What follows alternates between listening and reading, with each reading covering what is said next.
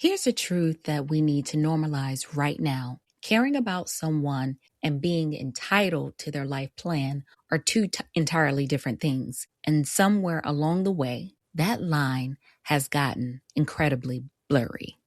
Welcome back to a bonus episode of Work It, Live It, Own It. I am Sekolah Lair, your work-life harmony strategist. And if you listened to the last conversation we had entitled, You Are Not Behind, You Are on Someone Else's Timeline, we talked about the invisible schedule that tells you when you should be promoted, when you should have your life all figured out, and what success is supposed to look like. And so today, we're taking that concept out of the abstract and we're going to apply it into the real world. And we're talking about how that timeline can show up at family dinners, in the school line pickup, and in questions you have answered 100 times. Here are some examples. When are you having kids? Are you going to have another one? Are you two ever going to get serious? Or for women who have made a deliberate choice not to have children, but don't you want them? You'll change your mind. These questions are not innocent curiosity. They are a timeline, wearing a smile, or perhaps holding a glass of wine at a family gathering. And what makes them so exhausting is not the question itself, it is what the question implies. When someone asks us, when are we having kids? They are communicating that we are at a stage where this should be the next logical, progressive next step, and that they are entitled to know what our plan is to get there, even when we know intellectually that our choices are valid and our path is our own. Those questions still land, they still sting, and they send us home, replaying those conversations in our head, leading us to second guess ourselves and feeling shame about the life we're actually living. So why do these questions have so much power over us? It's because we've been taught from a very young age that the people who love us are entitled to weigh in on our choices. And yes, the people who love us often ask questions out of genuine concern. But as we discussed in our last conversation, the E in the Prone to Power framework stands for empowerment. And true empowerment is about reclaiming the boundary between what you owe people and what you do not. Now, let's take a step back and look at it from this perspective. We owe our loved ones our presence, our honesty, and communication about things that directly involve them. We do not owe them a timeline or justification for our choices, and we don't owe them an answer to a question that was never theirs to ask.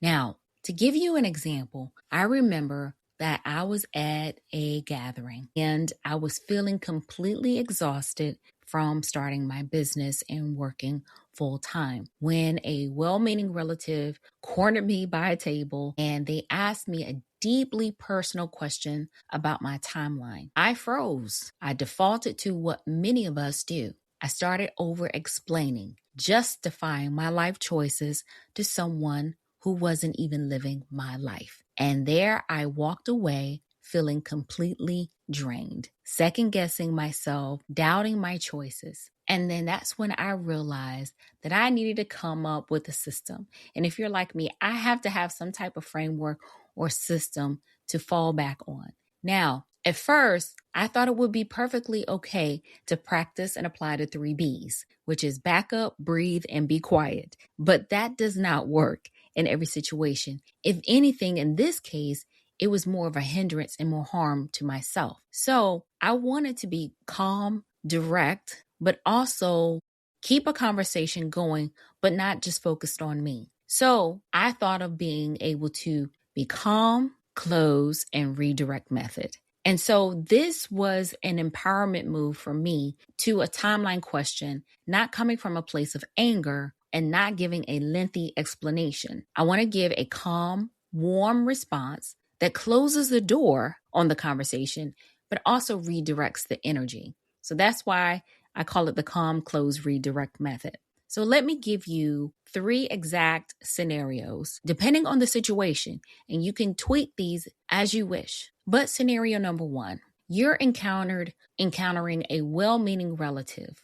When they ask you a timeline question, you can respond with warmth but firmness. For example, you could say, that is something that I'm really at peace with, and I appreciate you asking. So, what's going on with you? Now, this can close the door warmly on their question, and it signals that you're not in distress. You're still calm, and you immediately redirect the conversation.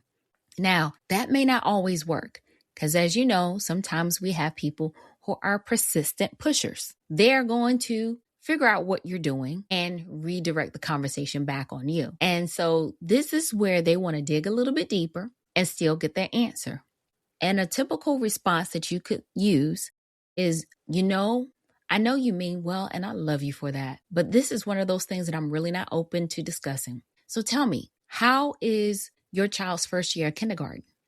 Now, the phrase, I'm not open to discussing it, is a power move. It's not an apology. It is a statement of fact. You're not lying.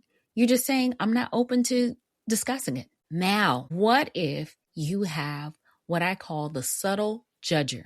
The person who implies that your choice is wrong or that you would change your mind.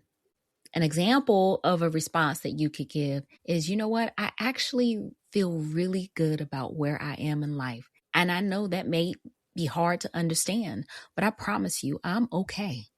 This is not engaging with their judgment. You're not taking offense. You're simply stating your reality with confidence, and it leaves no opening for a debate. So the goal with those scenarios or responses that I gave you is not to be cold or dismissive. The goal is to be so calm, so settled, and so clearly at peace with your own life that the question simply has nowhere to land, not with them and not with you. Now notice, I said that you're at peace with your own life. That's going to take some work and that's going to take time.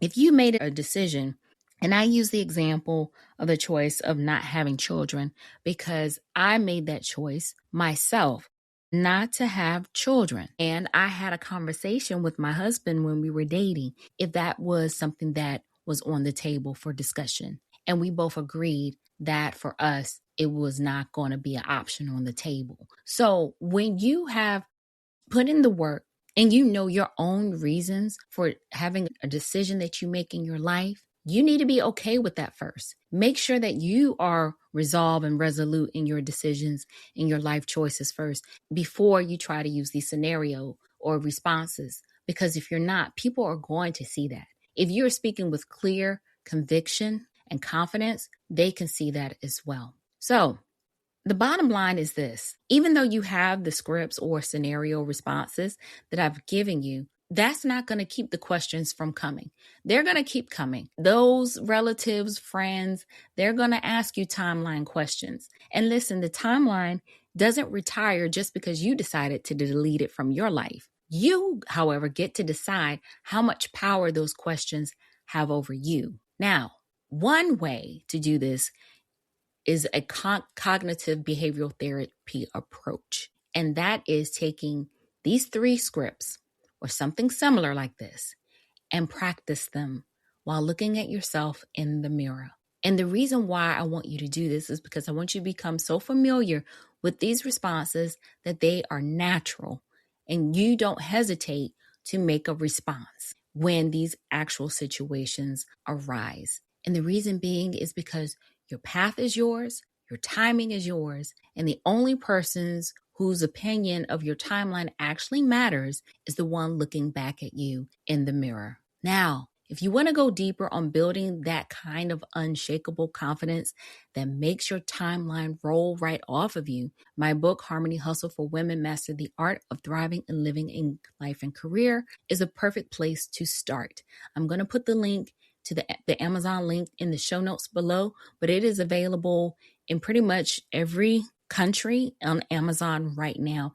It is not up for mass distribution yet, and I'll let you know when that happens. However, I want to thank you for taking the time with me today. And until next time, continue to work it, live it, own it in your everyday lives. And I would love to hear back from you all. So let me know how these scripts or another script similar that you may use is effective in your everyday conversations. You can leave me a comment at workitliveitownit.com.